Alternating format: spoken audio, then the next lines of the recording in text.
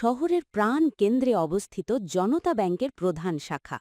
সপ্তাহের প্রথম দিন হওয়ায় মানুষের ভিড় আজ একটু বেশি। এসি চললেও মানুষের চাপে গুমোট একটা ভাব। ক্যাশ কাউন্টারের সামনে লম্বা লাইন, কেউ লোন পেমেন্টের জন্য ব্যস্ত, কেউ বা চেকে টাকা তুলতে অধীর অপেক্ষায় ঘড়ি দেখছেন। এই যান্ত্রিক কোলাহলের মাঝেও মানুষের চেহারায় এক ধরনের বিরক্তিকর রুক্ষতা স্পষ্ট। ঠিক এই ভিড়ের মাঝে নিঃশব্দে প্রবেশ করল এক তরুণী, নাম তার নুসরাত জাহান। তার পরনে একদমই সাদামাটা সুতি থ্রিপিস, পায়ে সাধারণ চটি। কোনো সাজগোজ নেই, চোখে মুখে রাজ্যের ক্লান্তি। সবচেয়ে বড় কথা, নুসরাতের কোলে মাত্র কয়েক মাসের এক ফুটফুটে শিশু। শিশুটির মুখে হালকা লালচে ভাব, সম্ভবত গরমে সে অস্বস্তি বোধ করছে। মাঝে মাঝেই সে কেঁদে উঠছে। নুসরাত এক হাতে পরম মমতায় শিশুটিকে বুকের সাথে মিশিয়ে অন্য হাতে ব্যাগের ভেতর থেকে জরুরি কিছু ফাইল বের করার চেষ্টা করছিল। কিন্তু ছোট বাচ্চা কোলে নিয়ে ব্যাগ থেকে কাগজ বের করা সহজ কাজ নয়। ফাইলটা পড়ে যাচ্ছিল বারবার।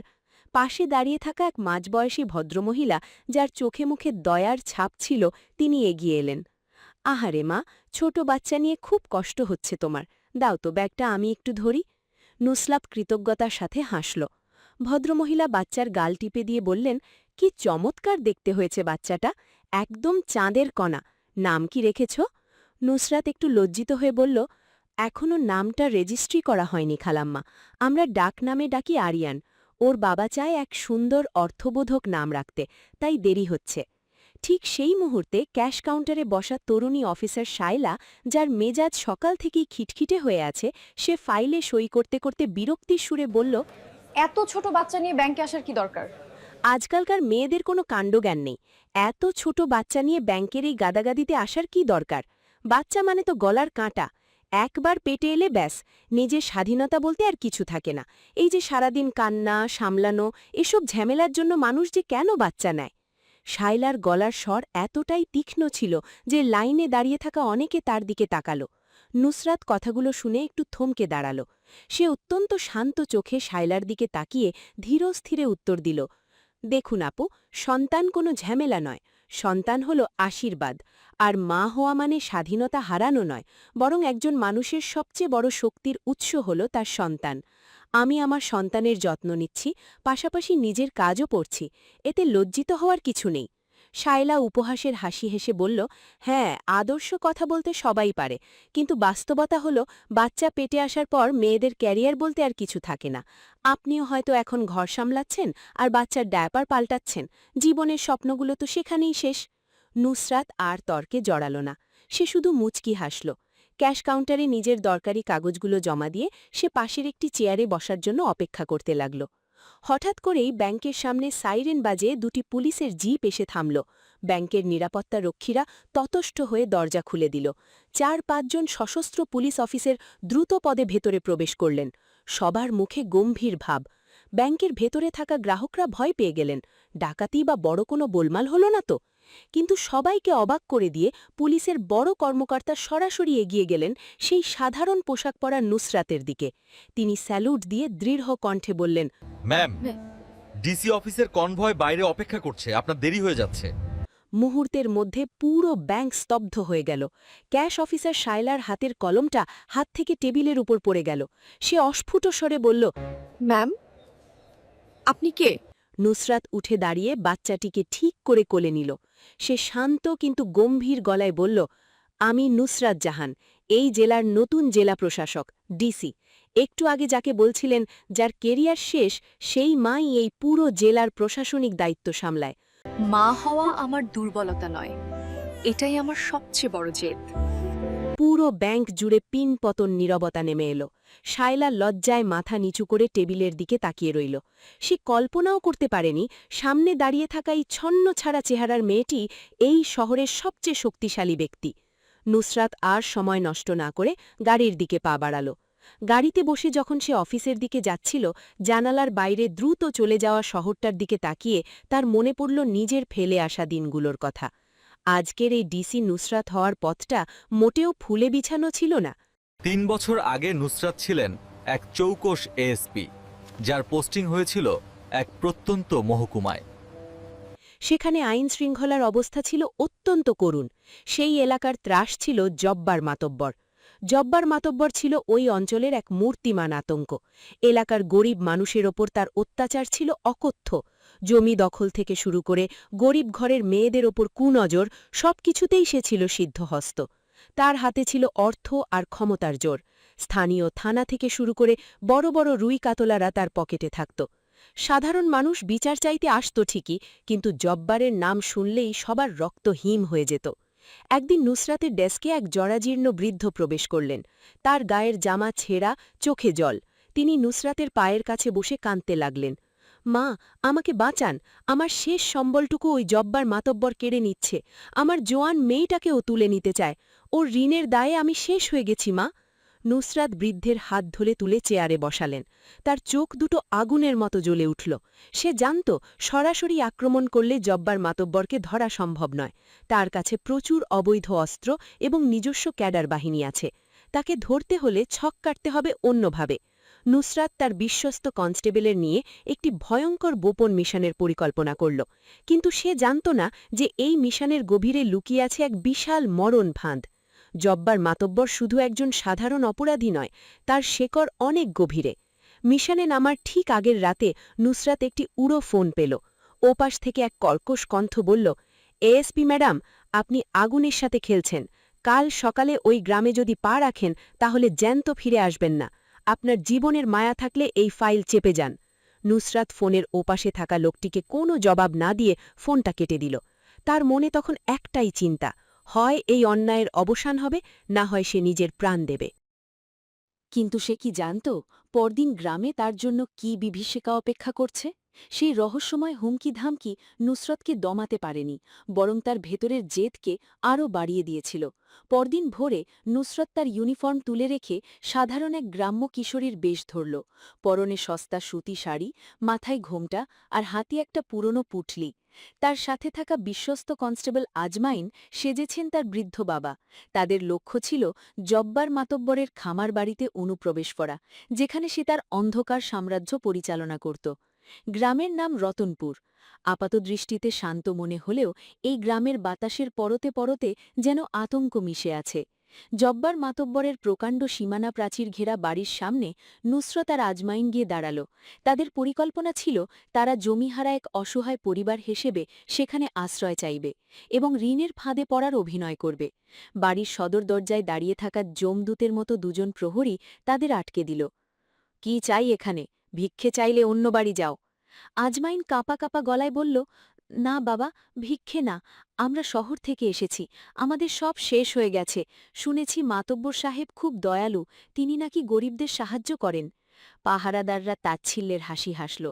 মাতব্বরের দয়া মানে যে মৃত্যুর সমতুল্য, সেটা তারা ভালোই জানত। কিছুক্ষণ পর তাদের ভেতরে নিয়ে যাওয়া হলো। বিশাল বারান্দায় তখতে বসে হুক্কা টানছিল জব্বার মাতব্বর। তার চোখ দুটো ছিল সাপের মতো শীতল আর ধূর্ত।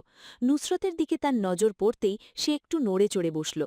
নুসরত নিপুণ অভিনয় নিজের চোখ নিচু করে রাখল, যেন সে এক ভয়ে কুঁকড়ে থাকা মেয়ে। মাতব্বর বলল, কি নাম রে তোর?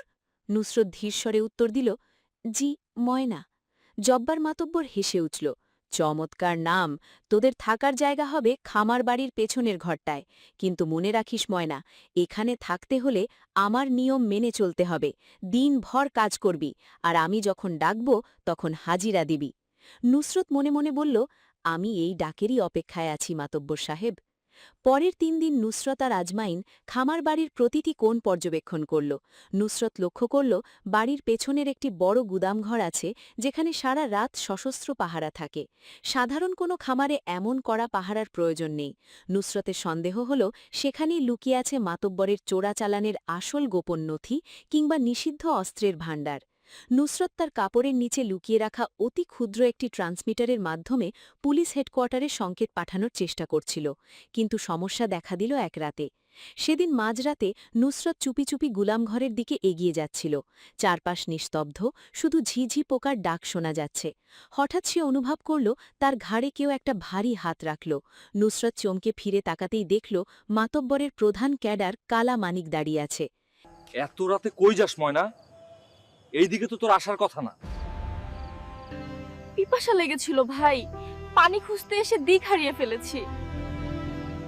মানিক নুসরাতের খুব কাছে এসে তার চোখের দিকে তাকালো। তার হাতে থাকা টর্চের আলো নুসরাতের মুখে পড়ল। মানিকের চোখ কুঁচকে এলো।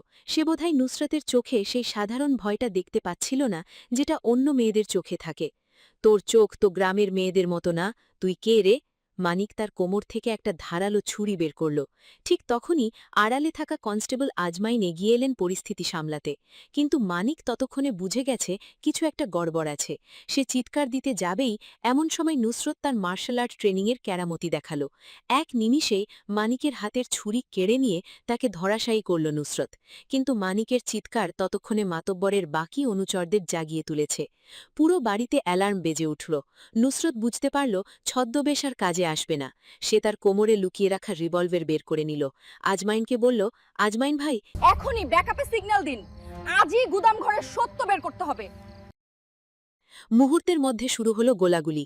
জব্বার মাতব্বরের ক্যাডাররা আধুনিক অস্ত্রশস্ত্র নিয়ে ঝাঁপিয়ে পড়ল। নুসরত আর আজমাইন একটি দেওয়ালের আড়ালে পজিশন নিল। নুসরতের লক্ষ্য ছিল গুদামঘরের তালা ভাঙা, কারণ সে জানত সেখানে এমন কিছু প্রমাণ আছে যা দিয়ে জব্বারকে চিরতরে জেলে পাঠানো যাবে। গোলাগুলির মাঝেই নুসরত চিৎকার করে উঠল, জব্বার, মাতব্বর, আত্মসমর্পণ করুন। পুলিশ আপনাকে ঘিরে ফেলেছে। জব্বার মাতব্বর তার দোতলার বারান্দা থেকে অট্টহাস্য হেসে বলল, এই এলাকায় আমি আইন, আমি আদালত। তোর মতো একটা সাধারণ মেয়ে আমার সাম্রাজ্য ধ্বংস করবে? ওরে ধর, জ্যান্ত ধর, যাতে আমি ওকে তিলে তিলে মারতে পারি। নুসরত অসীম সাহসে আগুনের বৃষ্টির মতো গুলির মাঝখান দিয়ে দৌড়ে গুদামঘরের দরজার কাছে পৌঁছল। তার একটা কাঁধ ছুঁয়ে একটি গুলি বেরিয়ে গেল। রক্তে ভিজে গেল শাড়ি, কিন্তু সে থামল না। লাথি দিয়ে গুদামঘরের জরাজীর্ণ দরজাটা ভাঙতেই তার চোখ কপালে উঠল। গুদামের ভেতরে শুধু অস্ত্র বা মাদক নয়, সেখানে শিকল দিয়ে বেঁধে রাখা হয়েছে বেশ কয়েকজন কিশোরী আর যুবককে। তারা সবাই পাচারের অপেক্ষায় ছিল। মানুষের জীবন নিয়ে এমন নিকৃষ্ট ব্যবসা দেখে নুসরতের রক্ত টকবক করে উঠল। সে বুঝতে পারল সময় খুব কম। পুলিশ ফোর্স আসতে আরও অন্তত 10 মিনিট সময় লাগবে। কিন্তু মাতব্বরের লোকেরা গুদামঘর ঘিরে ফেলেছে। তার রিভলভারে আর মাত্র 2টি গুলি বাকি। আজমাইন ভাইও এক কোনায় আহত হয়ে পড়ে আছেন। ঠিক সেই মুহূর্তে জব্বার মাতব্বর স্বয়ং হাতে একটি শটগান নিয়ে গুদামের সামনে এসে দাঁড়াল। তার চোখে খুনের নেশা। সে নুসরতের দিকে বন্দুক তাক করে বলল, তোর সাহস আজ শেষ করে দেব। এই সাম্রাজ্য কেউ ভাঙতে পারবে না। নুসরাত একা, আহত এবং প্রায় নিরুপায়। চারদিকে মাতব্বরের সশস্ত্র গুন্ডা বাহিনী। পুলিশের সাইরেন শোনা যাচ্ছে দূরে, কিন্তু তারা পৌঁছানোর আগেই হয়তো নুসরাতের জীবনপ্রদীপ নিভে যাবে। নুসরাত কি পারবে এই নিশ্চিত মৃত্যুর হাত থেকে বাঁচতে? আর ওই বন্দি অসহায় মানুষগুলোকে কি সে উদ্ধার করতে পারবে? নাকি রতনপুরের এই খামার বাড়িই হবে এক সাহসী অফিসারের শেষ ঠিকানা? গোদামঘরের ভেতর ভ্যাপসা গন্ধ আর ভয়ার্ত কান্নার শব্দ। জব্বার মাতব্বরের শটগানের নল নুসরাতের কপালে স্পর্শ করছে। শেষ ইচ্ছা বলে ফেল। আমার এলাকায় আমাকে টেক্কা দিতে এসেছিস? আপনি ভাবছেন আমি একা, কিন্তু আমি একা নই। বন্দি মানুষের প্রতিটি দীর্ঘশ্বাস আজ আপনার বিচার করবে। দূরের পুলিশের সাইরেন ক্রমে কাছে আসতে থাকলে জব্বারের মুখের আত্মবিশ্বাস প্রথমবার কেঁপে ওঠে। সূর্য ডোবার আগে অন্ধকার ঘন হয়, আপনার পাপের সময়ও শেষ। পরিস্থিতির সুযোগ নিয়ে নুসরাত কৌশলে জব্বারকে নিয়ন্ত্রণে এনে মাটিতে বসিয়ে ফেলে। গুদামের দেয়ালের পাশ দিয়ে পুলিশের বিশেষ দল দ্রুত ভেতরে প্রবেশ করে নিরাপত্তা বলয় তৈরি করে। পুলিশ সুপার নিজে দলের সামনে দাঁড়িয়ে সবাইকে শান্ত থাকতে নির্দেশ দেন। জব্বারের লোকেরা পুলিশের ঘেরাও দেখে ভয় পেয়ে সব প্রতিরোধ ছেড়ে হাত তুলে দাঁড়ায়। এসপি নুসরাত, আপনি ঠিক আছেন? আমি ঠিক আছি স্যার। নুসরাত ব্যথা চেপে হালকা হাসে, তারপর বন্দি মানুষগুলোর দিকে ইশারা করে। জব্বারের মুখের অহংকার ধীরে ধীরে ভেঙে পড়ে, আর রতনপুরের মানুষ দূর থেকে তাকিয়ে থাকে। সেই রাতেই রতনপুর গ্রামের রাস্তার দুপাশে মানুষ দাঁড়িয়ে নুসরাতের জন্য চোখের জল ফেলে। আমার উপরের মহলে লোক আছে। নুসরাত বুঝতে পারে শুধু অপরাধী ধরা নয়, মানুষের জীবন বদলাতে নীতি নির্ধারণের জায়গায় যেতে হবে। বন্ধুরা, গল্পটি সম্পূর্ণ দেখার জন্য ধন্যবাদ। আল্লাহ হাফেজ।